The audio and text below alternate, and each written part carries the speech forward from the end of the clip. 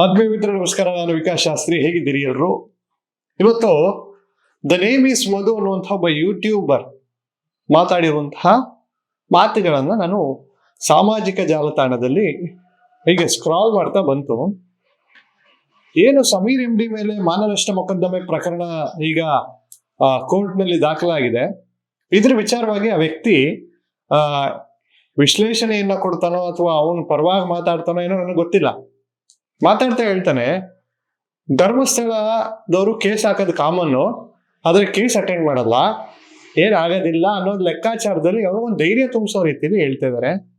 ಮಧುವ್ರೆ, ನೀವೊಬ್ರು ಜವಾಬ್ದಾರಿಯುತ ವ್ಯಕ್ತಿಯಾಗಿ ಮಾತಾಡಬೇಕು. ಯೂಟ್ಯೂಬ್ನಲ್ಲಿ ನಿಮ್ಗೆ ಸಾವಿರಾರು ಗಟ್ಲೆ ಲಕ್ಷಾಂತರ ಗಟ್ಲೆ ವೀಕ್ಷಣೆ ಆಗುತ್ತೆ ಅಂತಂದ್ರೆ ಜನ ನಿಮ್ಮನ್ನ ಅಷ್ಟು ನಂಬಿದ್ದಾರೆ. ನೀವು ಜವಾಬ್ದಾರಿಯಿಂದವಾಗಿ ಸತ್ಯಾಸತ್ಯತೆಯ ಶೋಧನೆಯನ್ನ ಮಾತಾಡಬೇಕು. ಯಾಕೆ ಧರ್ಮಸ್ಥಳದವರು ಕೇಸ್ನ ಹ್ಯಾಂಡಲ್ ಮಾಡದೇ ಇರೋದಕ್ಕೆ ಅವ್ರು ಸುಮ್ಮನೆ 7 ಲಕ್ಷ ರೂಪಾಯಿ ಡೆಪಾಸಿಟ್ ಕಟ್ಟಿ ಅಥವಾ 10 ಲಕ್ಷ ರೂಪಾಯಿ ಡೆಪಾಸಿಟ್ ಕಟ್ಟಿಬಿಟ್ಟು ನಿಮ್ಮಲ್ಲಿ ಮಾನನಷ್ಟ ಮೊಕದ್ದಮೆ ಹಾಕಬೇಕಾ? ಪೆದ್ರ ನೋಡಿ. ಇದೇ ರೀತಿ ಸೋಮನಾಥ್ ಅನ್ನುವಂಥ ಒಬ್ಬ ವ್ಯಕ್ತಿ ಧರ್ಮಾಧಿಕಾರಿಗಳಾದಂತಹ ವೀರೇಂದ್ರ ಹೆಗ್ಗಡೆ ಅವರ ಮೇಲೆ ಸತತವಾಗಿ ಒಂದಷ್ಟು ಮಾನಹಾನಿಕರವಾದಂತಹ ಹೇಳಿಕೆಗಳನ್ನ ಕೊಡ್ತಾನೆ ಇದ್ರು. ಅದಕ್ಕೆ ಧರ್ಮಸ್ಥಳ ಧರ್ಮಾಧಿಕಾರಿ ಡಾಕ್ಟರ್ ವೀರೇಂದ್ರ ಹೆಗ್ಗಡೆ ಮತ್ತು ಶ್ರೀ ಕ್ಷೇತ್ರದ ದೇಶವಾಗಿರೋ ಕಾರಣ ಸೋಮನಾಥ್ ರವರನ್ನ ಬಂಧನ ಮಾಡ್ಲಿಕ್ಕೆ ಸುಪ್ರೀಂ ಕೋರ್ಟ್ ಆದೇಶವನ್ನ ಕೊಡ್ತು. ಹೈಕೋರ್ಟ್ ನಲ್ಲಿ ನ್ಯಾಯ ಸಿಕ್ಲಿಲ್ಲ ಅಂತ ಹೇಳಿ ಸುಪ್ರೀಂ ಕೋರ್ಟ್ಗೆ ಹೋದ್ರು. ಅಯ್ಯೋ, ಕೋರ್ಟ್ ಅಟೆಂಡ್ ಮಾಡೋರ್ಲಪ್ಪ, ಹೆಂಗ್ ಹೋದ್ರು? ನಿಮ್ಮ ದಾಳಿ ಮಾತ್ರ ಧರ್ಮಸ್ಥಳದ ಮೇಲೆ ನಿಲ್ತಾ ಇಲ್ವಲ್ಲ, ಈಗ ಅವ್ರೇನ್ ಮಾಡ್ಬೇಕು? ಕಾನೂನಿದೆ, right to freedom of speech. ಆ ವ್ಯಕ್ತಿ ಮಾತಾಡ್ತಾ ಹೇಳ್ತಾರೆ ಮಧುವ್ರೆ, ಇದೇ ಪ್ರಕರಣಕ್ಕೆ ಸಂಬಂಧಿಸಿದಂತೆ ಮಹೇಶ್ ಶೆಟ್ಟಿ ತಿಮರೋಡಿ ಅವರ ಪ್ರಕರಣಕ್ಕೆ ಸಂಬಂಧಿಸಿದಂತೆ ಒಂದು ರಿಟ್ ಪಿಟಿಷನ್ ಹಾಕಿರ್ತಾರೆ. ಆ ರಿಟ್ ಪಿಟಿಷನ್ ನಲ್ಲಿ ಹೇಳ್ತಾರೆ, to the fact of article 21 could not be sacrificed at the altar of securing the widest amplitude of free speech rights. The premise can serve as a theoretical justification for prescribing restraints on derogatory and disparaging speech. Human dignity being a primary element under the protective umbrella of Article 21 cannot be negatively altered on account of derogatory speech, which marks out person as unequal and values them indignity. The right to protect of dignity of an individual is therefore placed on higher pedestal than the right to speech. Right to freedom of speech ಇದೆ ಅಂತೇಳಿ ಯಾರ ವಿರುದ್ಧವೋ ಏನು ಬೇಕಾದ್ರೂ ನಾವು ಮಾತಾಡ್ಬೋದು, ನಾನು ಏನು ಬೇಕಾದ್ರೂ ಮಾತಾಡ್ಬೋದು ಅನ್ನುವಂಥದ್ದಿಲ್ಲ. ನಿನಗೆ ಫ್ರೀಡಮ್ ಆಫ್ ಸ್ಪೀಚ್ ಕೊಟ್ಟಿಯೇನೆ, ಆಗ್ತಿರುವಂತಹ ಅನ್ಯಾಯದ ಬಗ್ಗೆ ಮಾತಾಡೋ ದಾಖಲೆ ಇಟ್ಕೊಂಡು ಮಾತಾಡಪ್ಪ. ಇದನ್ನ right to freedom of speech ಅಂತಾರೆ. ನಾನು ಯಾರ್ದೋ ವಿರುದ್ಧ, ಈಗ ಮಧು ಅವ್ರ ವಿರುದ್ಧ ನಾನು ಏಕಾಏಕಿ ಬಂದೆ ಮಧು ಇಂಥವ್ರಪ್ಪ ಅಂತ ನಾನು ಹೇಳ್ಬಿಟ್ರೆ ಮಧು ಅವ್ರು ಏನ್ ರಿಯಾಕ್ಟ್ ಮಾಡ್ತಾರೆ? ಹೋಗಾಗ್ತಿರಲ್ಲ ಡಿಫಮೇಷನ್ ಅಷ್ಟೇ. ಕಾನೂನಲ್ಲಿರುವಂತ ಆಪ್ಷನ್ ಅನ್ನೇ ಉಪಯೋಗಿಸ್ಕೊಂಡಿರಲ್ಲ, ನಮ್ಮ ನ್ಯಾಯಾಂಗ ವ್ಯವಸ್ಥೆ ಕೊಟ್ಟಿರೋದೇ ಅಲ್ಲ. ಇನ್ನೊಂದು ಕರಾವಳಿ ಅಲೆ ಅನ್ನುವಂತ ಒಂದು ನ್ಯೂಸ್ ಚಾನೆಲ್, ಅದು ನ್ಯೂಸ್ ಪೇಪರ್, ಅವರು ಕೂಡ BBC ಅನ್ನುವಂಥ ವ್ಯಕ್ತಿ, ಅವರ ಬಂಧನ ಕೂಡ ಆಗಿದೆ. ಜೈನ ಮುನಿ ಧರ್ಮದ ವಿರುದ್ಧ ಅವಹೇಳನ ಬರಹ ಮಾಡಿರುವಂತಹ ಕಾರಣ ಅವರು ಕೂಡ ಕೋರ್ಟ್ ಹಾಜರ್ಪಡಕ್ಕೆ ಹೇಳ್ತಾರೆ, ಅವರು ಬರೋದಿಲ್ಲ. ಸೊ ಆ ಕಾರಣದಿಂದ ಅವ್ರಿಗೂ ಕೂಡ ವಾರೆಂಟ್ ಅನ್ನ ಜಾರಿ ಮಾಡ್ತಾರೆ, ಅವರನ್ನು ಕೂಡ ಬಂಧಿಸ್ತಾರೆ. BBC ಅನ್ನುವಂಥದ್ದು ಕರಾವಳಿ ಅಲೆ. ಈ ಒಂದು ಹಾಯ್ ಬೆಂಗಳೂರಲ್ಲಿ ಅವ್ರ ಬಗ್ಗೆ ಒಂದು ನೀಟಾಗಿ ಬರೆದಿದ್ರು, ಅಂಡೆ ಪಿರ್ಕಿ ಸೀತಾರಾಮನ್ ಅನ್ನುವಂಥ ಒಂದು ಆರ್ಟಿಕಲ್ ಕೂಡ ಬರೆದಿದ್ರು. ನಮ್ಮ ಹತ್ರ ಸಾಂವಿಧಾನಿಕವಾಗಿ ಕಾನೂನಾತ್ಮಕವಾಗಿ ಏನಾದರೂ ಎವಿಡೆನ್ಸ್ ಇದ್ದಾಗ, ಎಸ್ ಇವ್ರು ಇಂಥ ತಪ್ಪು ಮಾಡಿದ್ದಾರೆ, ನಾನು ಎಕ್ಸ್ಪೋಸ್ ಮಾಡ್ತಾ ಇದ್ದೀನಿ ಅಂತ ತೋರಿಸಿದ್ರೆ ಅದಕ್ಕೊಂದು ಅರ್ಥ ಇರುತ್ತೆ. ನನ್ನ ಹತ್ರ ದಾಖಲೆ ಇಲ್ದಲೆ ಅದು ಯಾರೋ ಭಾಷಣ ಮಾಡಿದ್ದನ್ನ ಕೇಳಿಸ್ಕೊಂಡು ಅದನ್ನ ಒಳ್ಳೆ ಸಿನಿಮಾ ರೀತಿ ಶೈಲಿಯಲ್ಲಿ ಸ್ಟೋರಿ ಮಾಡಾಕ್ಬಿಟ್ರೆ ಸುಮ್ಮನೆ ಇರ್ಬೇಕಾ ಅವರು? ತುಂಬಾ ಕ್ಲಿಯರ್ ಆಗಿ ಹೇಳ್ತಾ ಇದ್ದೀನಿ, ಈ ದೇಶದ ಕಾನೂನು, ಈ ದೇಶದ ಸಂವಿಧಾನ ನಮಗೆ ಯಾವ ಶಕ್ತಿಯನ್ನ ಕೊಟ್ಟಿದೆ ಅಂತಂದ್ರೆ, ಯಾವನಾದ್ರೂ ಒಂದು ಸಣ್ಣ ಅನ್ಯಾಯ ಮಾಡ್ತಾ ಇದ್ದಾನೆ ಅಂತಂದ್ರೆ ಅವನ ವಿರುದ್ಧವಾಗಿ ನೀವು ಮಾತಾಡುವಂತಹ ಎಲ್ಲಾ ಹಕ್ಕನ್ನ ಕೊಟ್ಟಿದೆ. ಅದರ ಜೊತೆಗೆ ಅಮಾಯಕನಾಗಿ ಏನಾದ್ರು ಅನ್ಸ್ಕೊತಾ ಇರ್ತಾನೆ ನೋಡಿ ಸಮಾಜದಲ್ಲಿ, ಅನ್ಸ್ಕೊತಾ ಇರೋವನಿಗೆ ನನಗೆ ಮರ್ಯಾದೆ ಹೋಯ್ತಾ ಇದೆ, ನಾನು ಮಾತಾಡಕ್ ಆಗ್ತಾ ಇಲ್ಲ, ಅದರಲ್ಲೂ ಎಸ್ಪೆಷಲಿ ಅಂತ ದೊಡ್ಡ ಸಂಸ್ಥಾನದ ಧರ್ಮಾಧಿಕಾರಿಯಾಗಿದ್ಕೊಂಡು ವರ್ಷಕ್ಕೆ ಸಾವಿರಾರು ಕೋಟಿ 100 ಕೋಟಿ ದಾನವನ್ನು ಮಾಡಿಕೊಂಡು ಇರುವಂತಹ ವ್ಯಕ್ತಿಗಳ ಬಗ್ಗೆ ಈ ರೀತಿ ಅಪಪ್ರಚಾರವಾದಾಗ ಅವರು ಸುಮ್ಮನಿರ್ಬೇಕು ಅಂತ ನಿಮ್ಗೆ ಅನ್ಸುತ್ತಾ? ಇರ್ಬೇಕು ಅಂತಂದ್ರೆ ಯಾಕಿರ್ಬೇಕು? ನಾನು ಕೇಳ್ತೀನಿ. ಕರಾವಳಿ ಅಲೆ ಅವರು ಅರೆಸ್ಟ್ ಆಗಿದ್ದಾರೆ, ಅವನ ಹೆಸರು ಸೋಮನಾಥ, ಆ ವ್ಯಕ್ತಿ ಕೂಡ ಅರೆಸ್ಟ್ ಆಗಿದ್ದಾನೆ. ಏನಕ್ಕೆ ಅರೆಸ್ಟ್ ಆದ್ರು? ಸುಪ್ರೀಂ ಕೋರ್ಟ್ ಆದೇಶ ಕೊಟ್ಟಿದ್ದೀರಿ ಅರೆಸ್ಟ್ ಮಾಡ್ಲಿಕ್ಕೆ, ಹಾಗಾದ್ರೆ ಸುಪ್ರೀಂ ಕೋರ್ಟ್ ಜಡ್ಜ್ ಕೊಟ್ಕೊಬಿಟ್ಟಿದಾರಾ? ಅದನ್ನೇನಾದ್ರು ಹೇಳ್ತೀರಾ? ಮಧು ಅವರೇ, ನಾನು ನಿಮ್ಗೆ ನೇರವಾಗಿ ಹೇಳ್ತಾ ಇದ್ದೀನಿ, ನಿಮ್ಗೆ ಲಕ್ಷಾಂತರ ಜನ ಸಬ್ಸ್ಕ್ರೈಬರ್ಸ್ ಇದ್ದಾರೆ, ಫಾಲೋವರ್ಸ್ ಇದ್ದಾರೆ. ನೀವು ಕೊಡುವಂತಹ ಹೇಳಿಕೆ ಸತ್ಯಕ್ಕೆ ಬಹಳ ಹತ್ತಿರವಾಗಿರ್ಬೇಕು. Right to freedom of speech ಇದೆ ಅಂತ ಹೇಳಿ ಇಷ್ಟ ಬಂದಂಗೆ ಮಾತಾಡ್ಲಿಕ್ಕೆ ಯಾವುದೇ ರೀತಿಯಲ್ಲೂ ನಿಮ್ಗೆ ಹಕ್ಕಿಲ್ಲ. ನಾನೊಬ್ಬ ವ್ಯಕ್ತಿಯನ್ನ ದೂಷಿಸ್ತಾ ಇದ್ದೀನಿ, ಆ ವ್ಯಕ್ತಿ ಏನು ಮಾಡ್ತಾ ಇದ್ದಾನೆ ಅಂತಂದ್ರೆ ನನ್ನ ಹತ್ರ ಪ್ರಾಪರ್ ಎವಿಡೆನ್ಸ್ ಇರಬೇಕು, ದಾಖಲೆ ಇರಬೇಕು.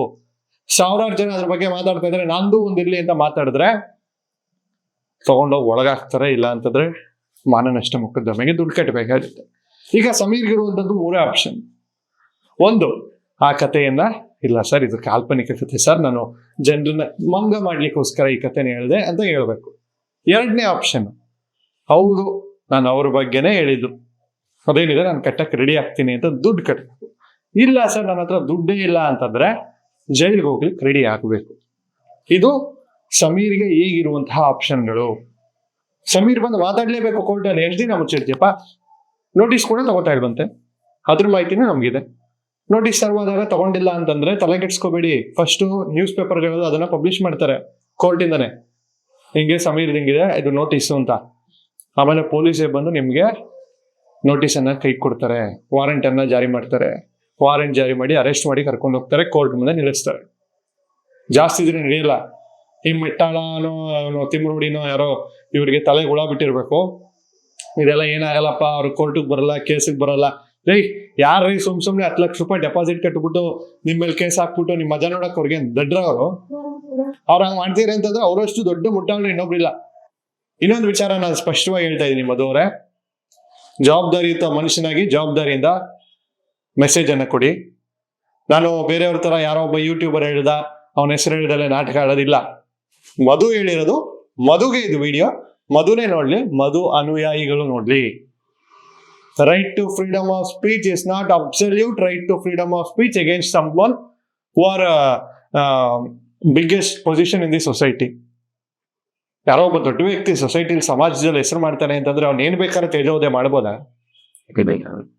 ನಿಮ್ಮ right to freedom of speech ಹೇಗಿದೆಯೋ ಅದಕ್ಕೆ ತದ್ವಿರುದ್ಧವಾದಂತಹ ಇನ್ನೊಂದು ಆಪ್ಷನ್ ಕೂಡ ಕಾನೂನಲ್ಲಿದೆ. ಇದನ್ನು ತಲೆಯಲ್ಲಿ ಇಟ್ಕೊಳ್ಳಿ. ಇಂಜೆಕ್ಷನ್ ಆರ್ಡರ್ ಅನ್ನೋದಿದೆ, ಜಾಂಡು ಆರ್ಡರ್ ಅನ್ನೋದು ಈಗ ಆಲ್ರೆಡಿ ಧರ್ಮಸ್ಥಳ ಕೊಟ್ಟಿದ್ದಾರೆ. ಮಾಧ್ಯಮಗಳು ಈ ಸುದ್ದಿಗಳನ್ನ ವಿಚಿತ್ರವಾಗಿ ಯಾವ್ಯಾವ ರೀತಿನ ವರ್ತಿಸಬಾರ್ದು ಅನ್ನೋದು ಕೂಡ ಇದೆ. ಯಾಕೆ ಸ್ಯಾಟಲೈಟ್ ಚಾನೆಲ್ಗಳು ನೀವ್ ಹೇಳ್ದಂಗೆ ಎಲ್ಲರೂ ಮಾರ್ಕೊಬಿಟ್ಟಿರೋರನ್ನ, ಅವನ ತಿಮ್ಮರೋಡಿ ಎಲ್ಲ ಒಂದ್ ಕಡೆ ಇಂಟರ್ವ್ಯೂ ಹೇಳ್ತಾನೆ, ಹೌದು ನಿಮ್ಮಿಂದನೇ ಸತ್ಯ ಹೊರಗೆ ಬರ್ತಾ ಇರೋದು ಯೂಟ್ಯೂಬರ್ಸ್ ಇಂದ. ಪೆದ್ರಂಗ್ ಮಾತಾಡ್ಬಿಟ್ರಿ, ಮಾತಾಡ್ಬಿಟ್ರಿ. ಈ ಸಮಾಜದಲ್ಲಿ ಯೂಟ್ಯೂಬರ್ಸ್ ಇಲ್ದೇ ಇರೋ ಕಾಲದಿಂದ ಪತ್ರಿಕೋದ್ಯಮ ಇತ್ತು, ದೃಶ್ಯ ಮಾಧ್ಯಮಗಳಿತ್ತು.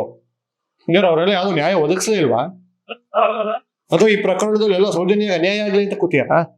ಸೌಜನ್ಯ ನ್ಯಾಯ ಬೇಕಾಗಿರುವಂತಹ ನಿಮ್ಮಂತವ್ರಿಗೆ ದುಡ್ಡು ಮಾಡ್ಕೊಂಡು ಓಡಾಡ್ಬೇಕಾದ್ರೆ ದೃಶ್ಯ ಮಾಧ್ಯಮ ಬಂದು ನಿಮ್ಗೆ ಬೈಕ್ ಹಿಡಿಬೇಕಾ? ದೃಶ್ಯ ಮಾಧ್ಯಮಗಳಿಗೆ ಇಂಜೆಕ್ಷನ್ ಆರ್ಡರ್ ಇದೆ. ತಪ್ಪು ಸಂದೇಶಗಳು ಕೊಡುವಂತಹ ಕ್ರಿಮಿಗಳ ವಿರುದ್ಧ ನೀವು ಮೈಕ್ ಹಿಡಿಬೇಡಿ, ಅವ್ರಗಳ ಮುಂದೆ ಮೈಕ್ ಹಿಡಿಬೇಡಿ ಅನ್ನುವಂತಹ ಆದೇಶ ಕೋರ್ಟ್ ಸ್ಪಷ್ಟವಾಗಿ ಕೊಟ್ಟಿದೆ. ಅರ್ಥ ಮಾಡ್ಕೊಳ್ಳಿ. ನೀವುಗಳು ಬಹಳ ಎಕ್ಸಾಜರೇಟ್ ಮಾಡಿ ಹೇಳುವಂಥದ್ದು, ಅಥವಾ ಸಮೀರ್ ಈಗ ಟ್ರೆಂಡಿಂಗ್ ಅಲ್ಲಿ ಇದ್ದಾನೆ ಅಂತೇಳಿ ಅವ್ನ ಫ್ರೆಂಡ್ ಆಗಿರ್ಬೋದು ಮಧು, ನೀವು ಅವ್ನ ಫ್ರೆಂಡ್ ಇದ್ರೆ ನೀವು ಫ್ರೆಂಡ್ಶಿಪ್ ಮನೆಗೆ ಹೋಗಿ ಧೈರ್ಯ ಕೊಡಿ. ಏನಾಗಲ್ಲ ಬಿಡಪ್ಪ, ನಾವಿದೀವಿ ನಿನ್ ಜೊತೆಗೆ, 10 ಕೋಟಿ ಪರಿಹಾರ ಆದ್ರೆ ನಂದೊಂದು 50 ಲಕ್ಷ ಕೊಡ್ತೀನಿ ಅಥವಾ 5 ಲಕ್ಷ ಕೊಡ್ತೀನಿ ಅಂತ ಹೇಳಿ. ದುಡ್ಡು ತರದ ಸುಲಭ ಅಲ್ಲ. ಇವತ್ತು ಅವ್ರು ಮಾನನಷ್ಟ ಮೊಕದ್ದಮೆ ಆಗಿದೆ ಅಂತಂದ್ರೆ ನಿಮ್ ದುಡ್ಡಿಂದ ಅವ್ರು ಜೀವನ ಮಾಡ್ಬೇಕಾಗಿಲ್ಲ. ಆದ್ರೆ ಹೋಗಿರೋ ಮಾನಕ್ಕೆ ಪರಿಹಾರವಾಗಿ ಕೊಡು ಅಂತ ಕೇಳ್ತಾ ಇರೋದು. ಇದನ್ನ ಕಾನೂನು, ನಮ್ ದೇಶದ ಕಾನೂನು ಹೆಂಗಿದೆ ಅಂತಂದ್ರೆ, ದೇಶದ ಕಾನೂನು ವ್ಯವಸ್ಥೆಗೆ ಬೈಕೋ ನೀನು ಅನುಭವಿಸ್ತೀಯ. ಈ ದೇಶದ ಕಾನೂನು ವ್ಯವಸ್ಥೆಗೆ ಬೈದವ್ರ ಕತೆ ಏನೇನಾಗಿದೆ ಅಂತ ನೋಡು. ನಾನು ಇನ್ನೊಂದ್ಸಲ ಹೇಳ್ತಾ ಇದ್ದೀನಿ, ಈ ಕೇಸ್ಗಳ ಬಗ್ಗೆ ಮತ್ತೊಮ್ಮೆ ಸ್ಪಷ್ಟವಾಗಿ ಒತ್ತಿ ಹೇಳ್ತಾ ಇದ್ದೀನಿ. ಸೋಮನಾಥ್ ಅರೆಸ್ಟ್ ಆಗಿದ್ದಾರೆ ಸುಪ್ರೀಂ ಕೋರ್ಟ್ ಆದೇಶದ ಪ್ರಕಾರ. ಕರಾವಳಿ ಅಲೆ BBC ಬಂಧನಕ್ಕೂ ಕೂಡ ಕೋರ್ಟ್ ಆದೇಶ ಮಾಡಿತ್ತು. ನಿಮ್ಗಳ ಬಂಧನನೂ ಕೂಡ ಸದ್ಯದಲ್ಲೇ ಆಗುತ್ತೆ, ಕೋರ್ಟಲ್ಲಿ ಇದೆ.